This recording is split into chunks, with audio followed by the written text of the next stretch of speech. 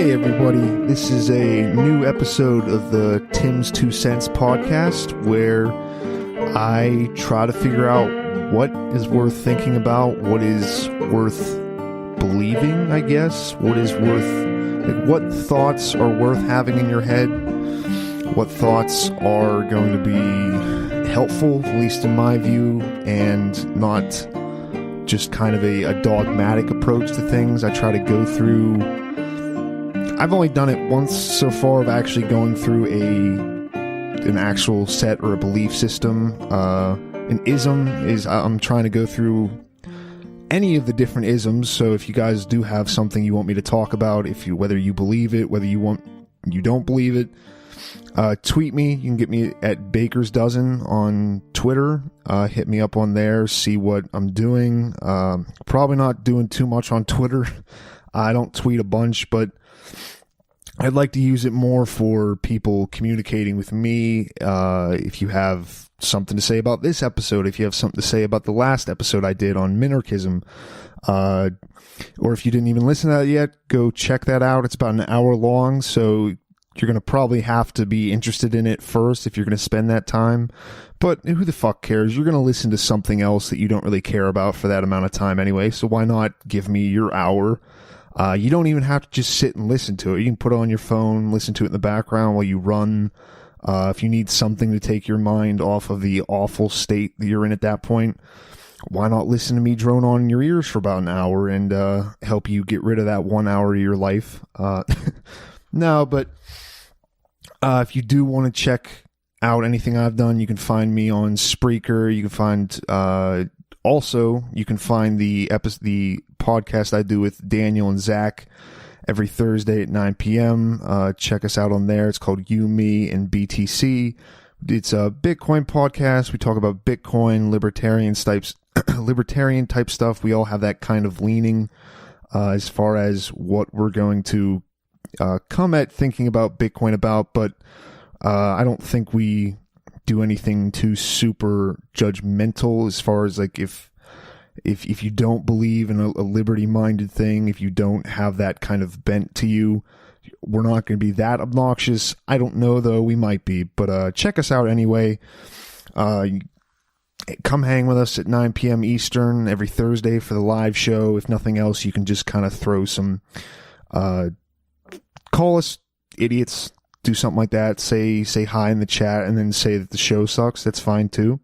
And then also on the same network that you're listening to now, we have Zach's the Coin Pod, where he does, I think so far it's still mostly interviews. So if you prefer a two-sided or a multiple-sided conversation instead of just listening to me talk into a microphone for however long I decide to do, you can check him out. That always has to do something with crypto. So again, if you're more interested in that, that's definitely something you want to check out. Zach does a real good job on that.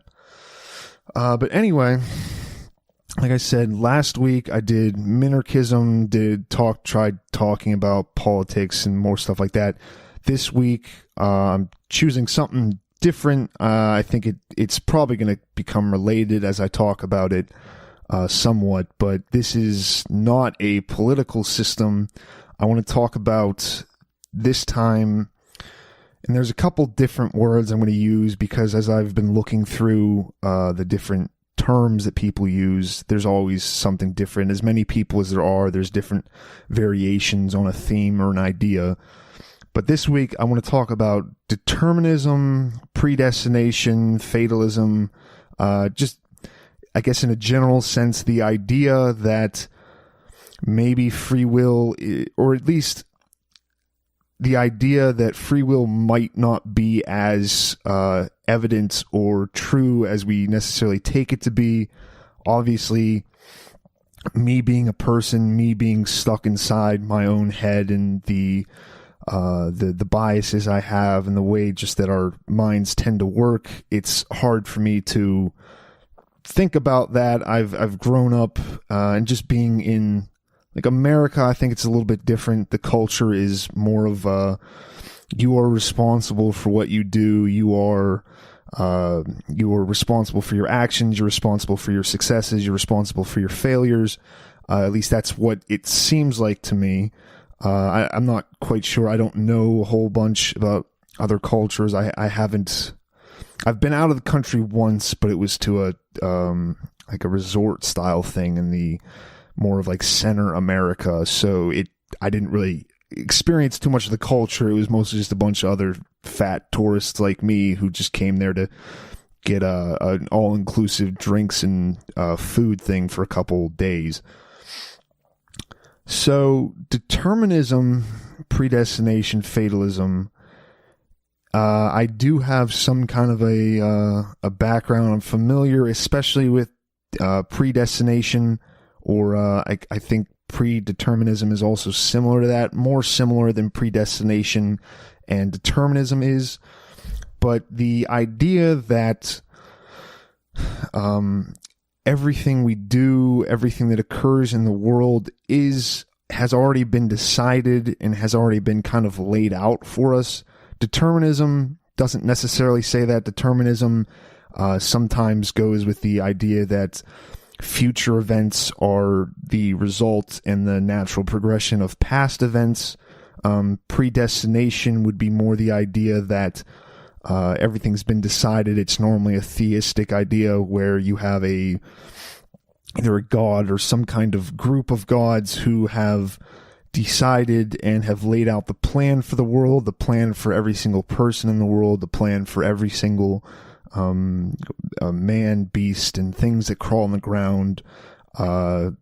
Every bird, every hair on your body has been predetermined by some kind of overarching theistic power that has decided how the world and then also your life is going to span out. It also can extend to how you will experience things, what your worldview is, if you are predestined to even into the afterlife.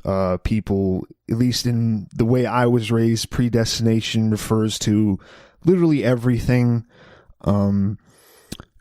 Some people are, there's a passage in the Bible about where I think it's an argument against when people say, why does God, the Judeo-Christian God, why does he treat some people better? Like the question that almost everybody has, and what I think most of politics is centered around, is trying to decide why certain people are born into a higher status, why certain people seem to have like this thing of like the born with a silver spoon in your mouth, and then also how you go forward in your life, how different people are, almost like the idea that they're set on a path.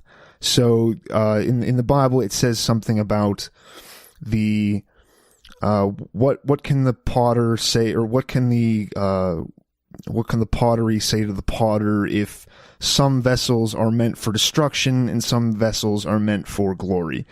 In other words, a little bit simpler,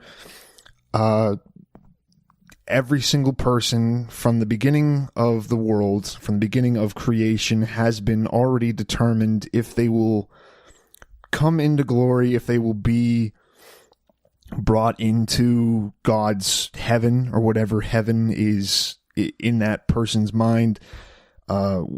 Before you were born, before the world even started, it was decided where your eternal resting place for your soul is. But besides that, it was also determined your job, what you would do, every single person you would meet, who you would fall in love with.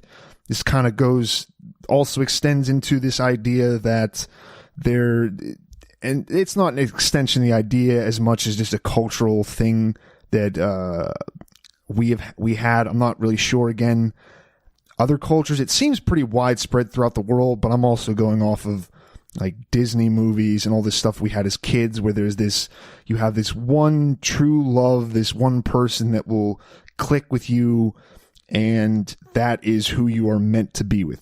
All this stuff is about what is meant to be and how much you can change that. There's a lot of stories throughout history, and it's a kind of a cliched thing at this point of people, what is fate? What is your fate? What are you fated to do in your life? And are you able to change that by actions, by your thoughts, by anything really? And I see before I get into that, I've kind of, like I said, growing up in the Christian, Judeo-Christian, very conservative, pretty fundamentalist, Protestant, Presbyterian kind of theology, and I grew up in that, and it does come with that. Everything is predestined. If you're going to hell or heaven, that's already been decided, but at the same time, they don't necessarily get rid of the idea of free will. There's other sects of Protestantism that instead go in the way of, well, no, it's up to you to decide what happens. And I always did kind of have a problem with this, and it's a question that a lot of people bring up, and it's something that normally the only answer that can really be made of why you should live a good life and why you should even try to live according to God's plan is that God likes you to. It's already been decided if you go to hell or heaven, but the fulfillment and the best way to make yourself happy in life is to follow God's commands regardless of what is going to happen. That, okay, it's also then kind of follows from that a person who is predestined to go to heaven, or a person is going to have, they're going to want to please God and please whatever rule set you live by, because you've already been predestined to go to whatever your paradise is. Someone who is predestined to go into eternal damnation is not going to be as concerned with making sure they live by God's rules, making sure that they follow His commands. And I've always had something of an issue with that. It always kind of seems a little bit weird to say that you are responsible for all of your actions. You're responsible for the inevitable location that your soul decides to spend eternity in. You're responsible for it, but also that God has predetermined why you will be responsible for it. It's not that a person who lives their best life, lives righteously, lives whatever, is still going to go to hell. The best I could ever figure out is that you will just have your life kind of planned out for you, and if you are meant to go to heaven, if you're meant to do that, if that is how God has predestined your soul's location, you will want to please Him and love Him. And if He hasn't, you're just going to go do your own thing, give in to the pleasures of the flesh, and not follow Him. That's the kind of a Christian viewpoint of it. And there in predestination versus fatalism. Fatalism is where you, like, the track of your life and the track of your soul, the track of whatever is going to happen in your life cannot be avoided. You do not know what is necessarily going to happen, but something does. Something has decided what's going to happen. That's the Christian fatalism, regular, what's the word I'm looking for? What is it? Non-Christian, non-religious, that kind of a fatalism. I'm not quite sure where what is being decided comes from. I'm not sure where the really driving force for why you're going to end up poor your entire life. Like, fatalism would say, It doesn't really matter what you do in your life. It doesn't really matter what you achieve, who you talk to, what school you go to.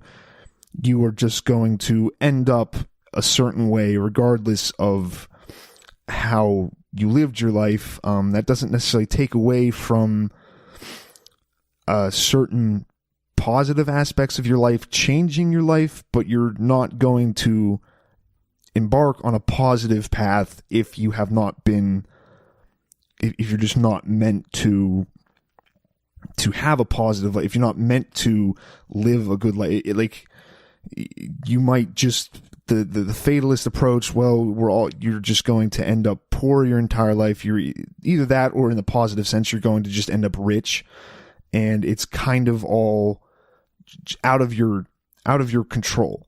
And all three of these, the determinism, or not, it's not just three. There's a bunch of different words for it, but I'll use specifically predeterminism, determinism, or predeterminism or predestination, determinism, and fatalism, all kind of revolve around this idea of free will and the person's individual ability to actually change their life and the path of their life and the overall outcome.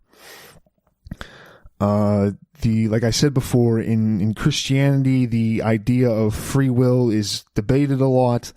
Not to say it's not outside of it, but Christianity kind of has this built in, at least how I was raised, to you have to give God all power. He's all powerful, all knowing, and all wise. So he determines things. He knows how it's going to go out. He plans the life out. And then also in his immaculate plan, this is the best way for things to happen, because he's not necessarily taking the individual wants of this person. Like, say somebody ends up, and I live in the middle of this, like, I don't live in that great of an area. I don't live, it's not bad. There aren't shootings, there aren't murders, stuff like that. There's not even like that much robbery or anything like that. But it's a lower income area. It's a place that you kind of, if somebody is older and living there, you're kind of like, I mean, your life didn't really go how you wanted it to, did you? And that is the whole thing, is, does it matter how you wanted your life to go about? Does it matter how you planned your life? Does it matter how you were raised? Does it matter whatever actions you took? Does that actually determine and matter in the end, or just in the day-to-day, how your life is going to go? My answer is, I don't know.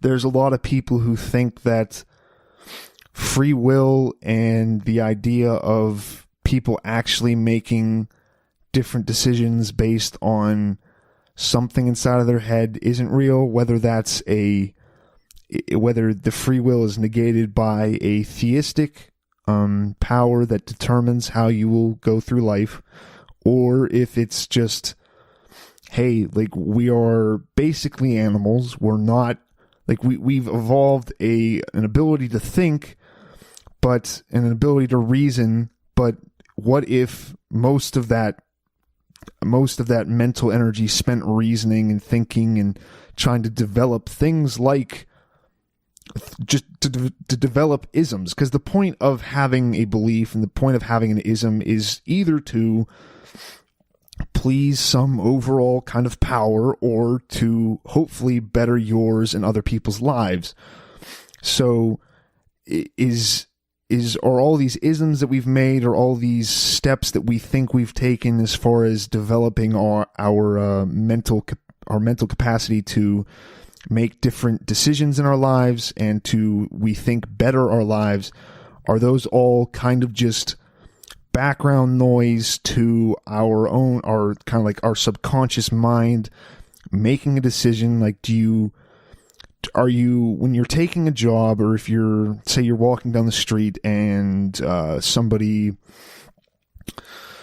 says hello, and then you just tell them to fuck off, you get all angry, and then you keep walking down the street, did you make the choice to do that? Did you make the choice to tell the person to go fuck themselves, or was that kind of just already inside you? Was that just a subconscious part of you going, hey, chemically, like, I guess what I'm trying to say is, it's this whole thing with determinism is either the whole thing with taking free will. There's taking away the free will can be, like I said, from some kind of all powerful theistic God who decides how to do things, or is it are we just kind of slaves to the chemicals going through our brains, the pheromones, the different chemicals inside of us that make us feel certain ways?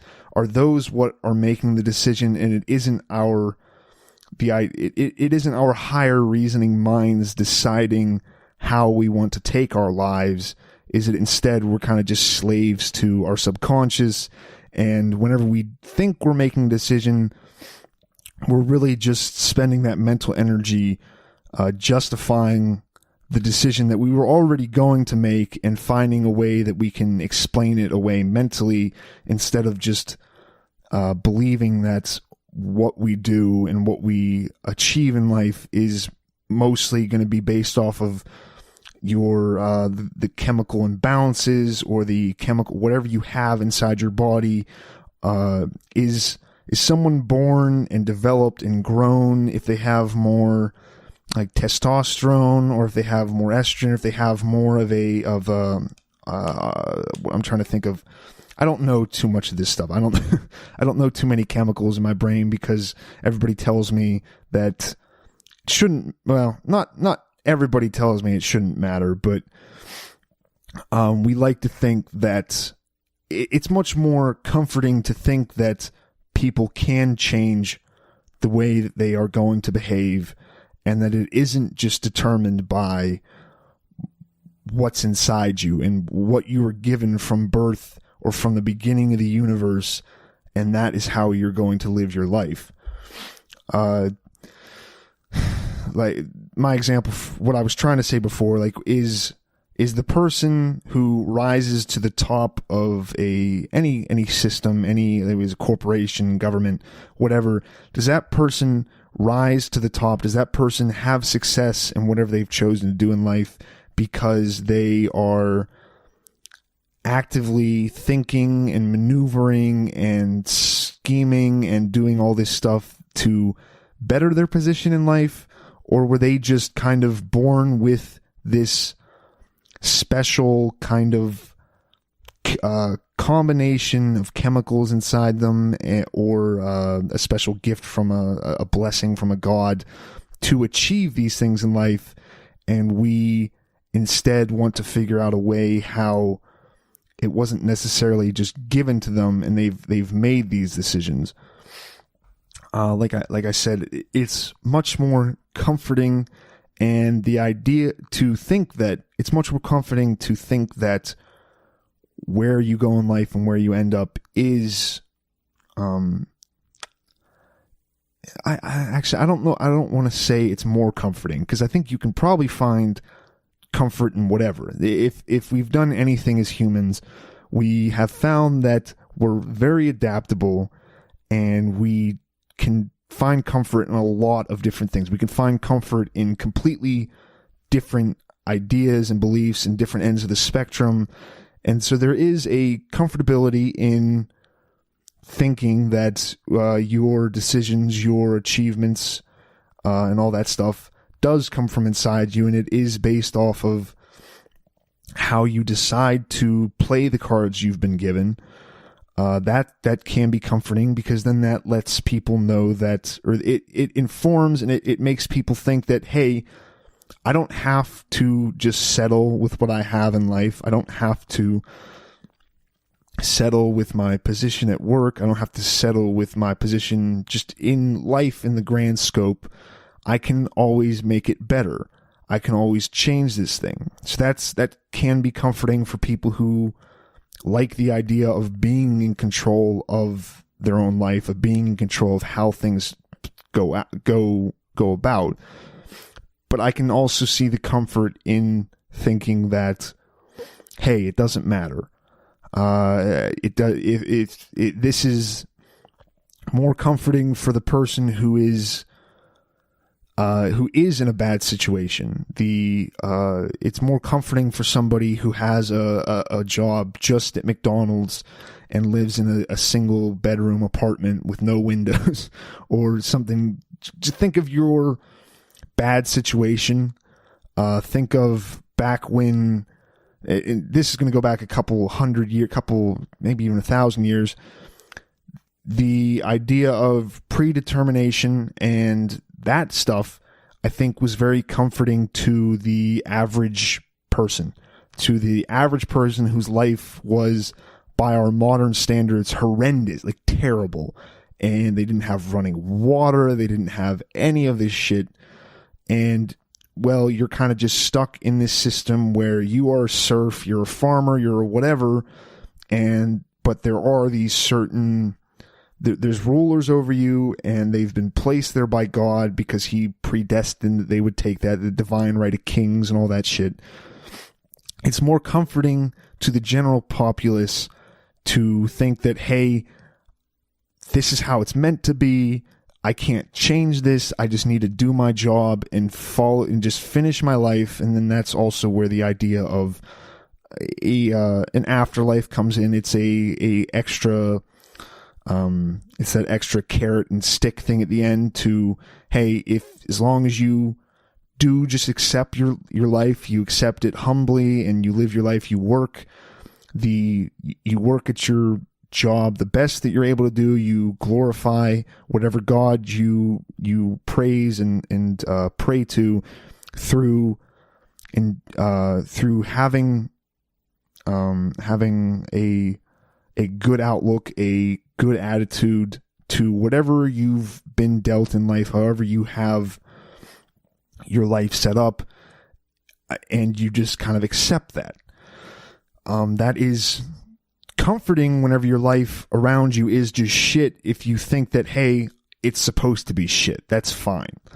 And it's not supposed to get any better.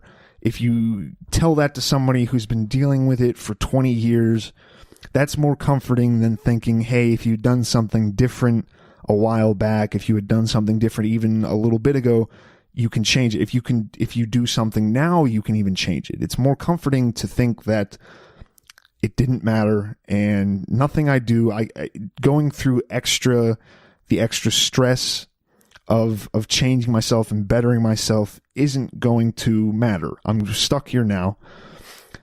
That, I don't think there weren't too many people thinking that back then, because, and I obviously don't know, but I would assume that it would be much harder back then as a serf, as just a poor farmer, poor industry, even going back just a couple hundred years, that just people who just basically lived their lives, worked in the factory the entire time, and then just died.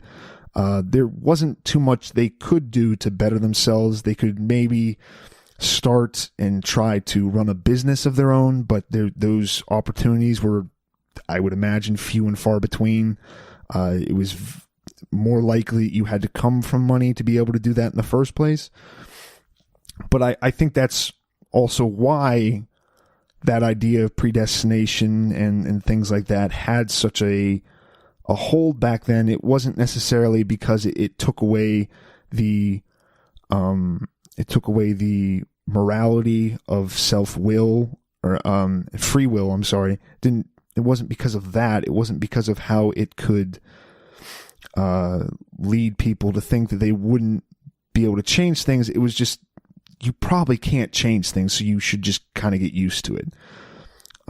Like I said before, nowadays in the modern world, first world countries, the places where there is more opportunity, it is more comforting to think that, especially as somebody starting, and I guess that's most of the point I wanted to make, is that if you've been stuck in a shitty situation for 10 years, it's a lot more comforting to think that that situation is just going to be here, it's not going to change, and there's no use in putting any more harm or putting any more effort into life where it could just get worse. Like, instead of doing that job you hate for the next 15 years and living in the same apartment, you could, for 1 year, go through or not just 1 year, but you could go through a even possibly worse situation of not knowing where your next meal is going to come as you try to grow a business, not having that security of the job, no matter how shitty it is. It's much more comforting if you've already kind of spent your life in that. It's more comforting to tell your children, though, that, or your children or somebody just starting out, it's more comforting to say that it does matter and that you can decide and change where you go. And this is, I think, again, a new idea, and that's like kids nowadays, and kids even for the past couple generations, I would guess, you have that kind of cliche thing of you can do whatever you want in life. And that has only really been I think a viable option in the past couple generations. It has in the past been much harder to affect change in your life before we were able to kind of free up. Just the amount of liberty we have as people today is so much more. Forget all the stuff about how America is the largest government ever. Still, the individual person is more free today than they have been in the past entirety of the world, most likely. Their freedom to not be attacked violently, to not have them. We institutionalize the thievery and kind of violence and give the state a monopoly on violence, but the average day-to-day person, I believe, is much more free now. So I think that is where free will does then come in, because if you have this freedom, if you at least have the illusion of how things are going to go, you have the illusion of people being able to change themselves and pull themselves out of bad situations. It's much more comforting for that person going into their life and starting their life thinking that, hey, I don't just have to get stuck here. I don't have to settle. I can do something better. And at the same time, it's also more comforting for the people who have had success, and whether that's if they've come from money themselves already or if they've built up their life, it's much more comforting to think that, hey, I did this myself. I achieved this. I kept this up. I made this money, and it wasn't just something determined for me already, and it wasn't just outside of my control anyway.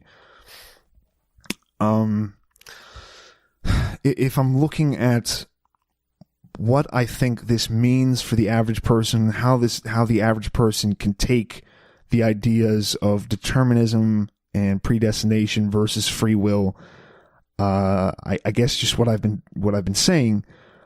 If I like the idea of predestination, and having like a set life for yourself and how you can't necessarily get out of it.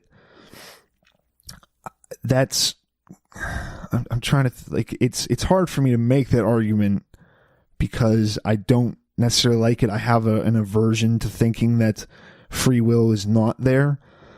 But I do think it's important for us to remember that we aren't necessarily fully in control of our actions. I don't know if it's a full thing of not having free will, but most people are not making decisions based just on their own free will. A lot of people are making decisions, whether that's the idea of predeterminism, where kind of just from the start of the world and from the start of previous events, people kind of just get put onto a treadmill, or they go down this certain path, and not a treadmill. They go down this certain path, and then as they go, momentum kind of just builds up, and then you kind of get stuck in decisions, and you have to make certain decisions because of past things that have happened, and then it's hard to pull out of something like that. And I think the average person needs to remember that, not necessarily for themselves, and I'll talk about that in just a second, what to think for yourself, but to whenever you're looking around at other people, whenever you're trying to decide if you should blame somebody for their own actions, if you should blame people for their stake in life, it's good to remember that some things have kind of been outside of people's control. If you're born in a low-income area, if you're born to low-income parents, if you're born to a family that isn't whole, and even if it is whole, if you're born to a family where there are a lot of fights, if you hit your kids, if you do all these things to kind of mess up the ideal family, that is going to have implications later in that kid's life, and it's even going to have implications later in the adult's life, because you've already set certain things into motion with how that person is going to go and look at future events and future decisions and future scenarios. You've kind of already set them up to react to them in a certain way, because a lot of the time people, and this is where I do kind of agree with this fatalistic kind of approach, a lot of people are just kind of reacting. That's what I meant with the whole momentum thing. You're thrown into this situation, and then every decision as you go forward is almost decided for you just because something happened before. Like, well, I have to take this loan out on my house. I have to... That's the best situation. I have to take this loan out because I had problems before. I messed something up. I have to go rob this store because I don't know what else to do with you're just kind of reacting. That person wouldn't necessarily make those decisions if they were born into a better area, if they were born to better parents, if they were born to someone who said, hey, no, like, you need to look at your life and look at it as a future thing. And I remember this point that I'm trying to remember who makes it, but if you have this thought, if you grow up in a bad area, you grow up in a place with a lot of violence, a lot of crime, if you don't think you're necessarily going to make it till you're like 30 or something like that, who the fuck cares? It doesn't, like, you're not going to make the same kind of decisions, and the same kind of thoughts are not going to go through your head as somebody who believes that they can make it past that age, somebody who believes that they will and they do need to plan their life out so that they can continue to live at a certain standard past that point. So I think that fatalism, determinism, that can impart a sympathy, a sense of empathy to other people in their situations, and realizing that people aren't, I'll talk about this in a second, but that people aren't necessarily the only people to blame for their actions. People are making decisions not necessarily logically, and that isn't just their fault. Now, on the opposite side of that, believing in free will, believing that people are responsible for their actions, is I believe, a very beneficial and a very good thing for you to think about when you look at your own life. It's not helpful to think that, hey, this is whatever's going to happen is going to happen, so I might as well just sit here and, I don't know, just smoke weed till I die and not, and just drink and do all these drugs and do whatever happens because it doesn't matter in the end. That, like I said, that's good for fatalism. It's good for empathizing with somebody else who has made those decisions, because you can see where they're coming from. But as far as if you're looking at yourself and you want your own life to turn out a certain way, it's much better to look at it as, I can choose certain paths, I can choose certain habits, I can choose certain codes to live by that I believe will have a lasting positive influence on my life. Free will is a good thing to have in your head whenever you're trying to accomplish something, whether that's a podcast or a business or writing a story or writing a novel. It's much better for you to think, hey, I can do this. I might have to put in some work. It might be uncomfortable. I might even fail. But it's worth it for me to try because I do have this power over my life and I can affect change if I do the right things.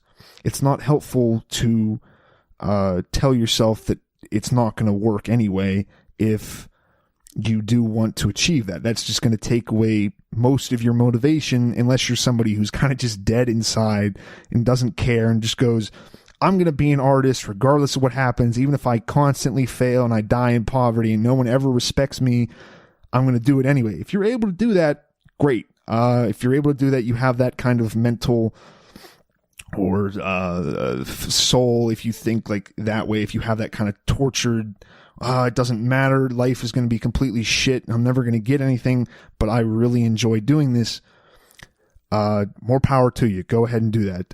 If you're able to do that, try to help the rest of us get used to that. But I do think that it's much more helpful to think of your life as a set of decisions that need to be made and scenarios to kind of be not danced around, but scenarios to be gone through and things that you have to decide, and that will then decide what happens. It's not good for a business person to go, hey, I'm going to succeed because that's what's meant to be. I'm not going to try. I'm not going to put more work in. I'm not going to do this. If it fails, I'm just going to, oh, well, that's what happens. I'm going to go back and work my job at McDonald's and just kind of sit here and wait for them to release a universal basic income so I can kind of just live my life. It's more useful, I think, to that person to think that, hey, I failed because I did something, not because it was meant to be. So yeah, I don't really know too much what else to talk about. I was trying not to go a full hour this week, but I'm close. I'm about 40 minutes in so far. Tell me what you guys thought. Tell me what you think I got wrong. Do you think that we even have free will? I always kind of like having that conversation about, well, is what we are deciding really that important? Is our mental thoughts, are our ideas and the things that we choose to live our life by, are those from something we've decided or thought of inside of ourselves? Or have we just kind of just been dropped into life and we're meant to live this certain path that we go by? Tell me what you guys think about that. Tell me if you think that instead it is good for free will. If you think that everybody has the ability to change their life, everybody has the ability to raise themselves up from their standard of living or their standard of whatever and change that. That's, whether it's true or not, I think that is a much better lie to tell yourself than that, or not necessarily a lie, but a much better thought to have than, well, it doesn't matter. That's good for enduring suffering or enduring a bad situation, but it doesn't necessarily, it's not good for actually helping you get out of that bad situation, because you can just go, well, whatever happens, it's not my fault. It kind of just happened to me. Yeah, thank you guys for listening. Like I said at the beginning, check us out at You, Me, and BTC. Live show every Thursday night at 9 p.m. Get me on Twitter at BakersDozen93. Hit me up there. Tell me something you want me to talk about. If you have a belief system you want me to kind of go through and try to pick out the best parts of, let me know.